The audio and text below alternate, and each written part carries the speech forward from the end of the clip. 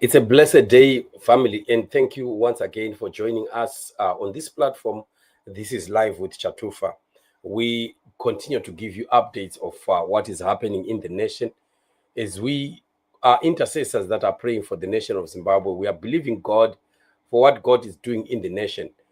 What God is doing in the nation is actually His plan to free the people of Zimbabwe after so many years of oppression. In the previous days, we've been talking about the corruption that we are seeing in ZANU-PF and how this corruption is beginning to escalate and getting to levels that are quite amazing.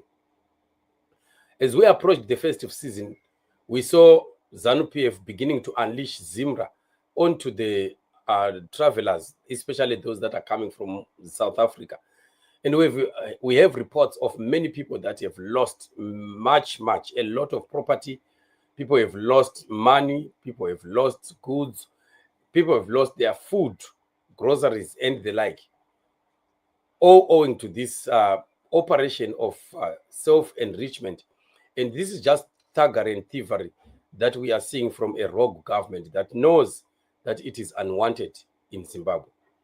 And it is quite sad, right, that at a time that Zimbabwean people are beginning to come back home and are hoping to bring their families and their children some goodies from wherever they are spending most of their time in, we are seeing a government that is so ruthless and instead targeting those people and victimizing them with taking things from them.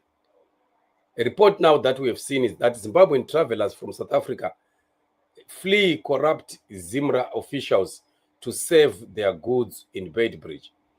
And this is really very unfortunate that people have gotten to see that, see, these people are up to no good. This is not just duty.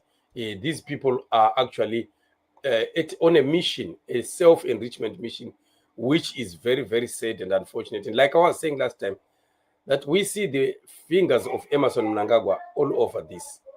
And this is very sad.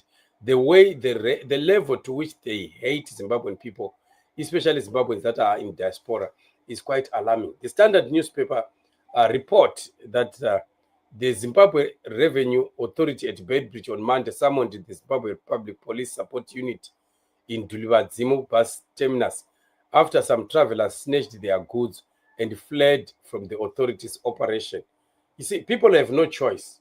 I don't know what they expect people to do, because you can't just be victimized and you have your goods being, your goods taken away just like that. It's quite unfortunate what we see happening. Zimbabwe is a painful country, painful.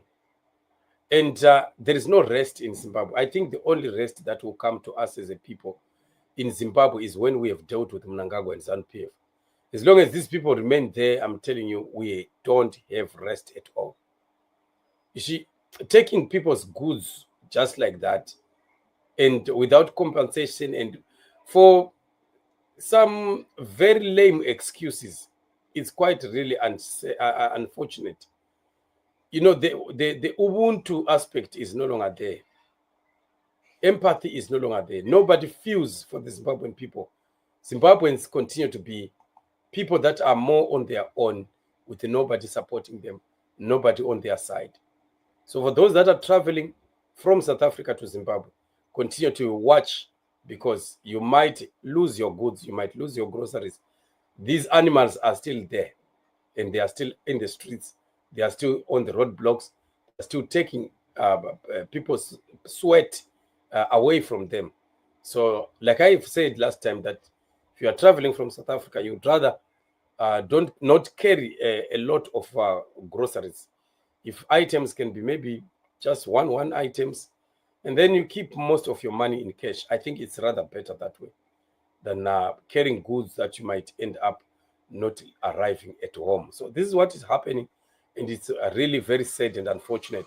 But we continue to believe God that freedom for Zimbabwe is coming. Let's continue to fight the war, fight the fight of freedom. Zimbabwe shall be free. Zimbabwe shall see the light of day. Thank you so much, family, for joining me on the show. Let us meet in our upcoming shows. You are blessed.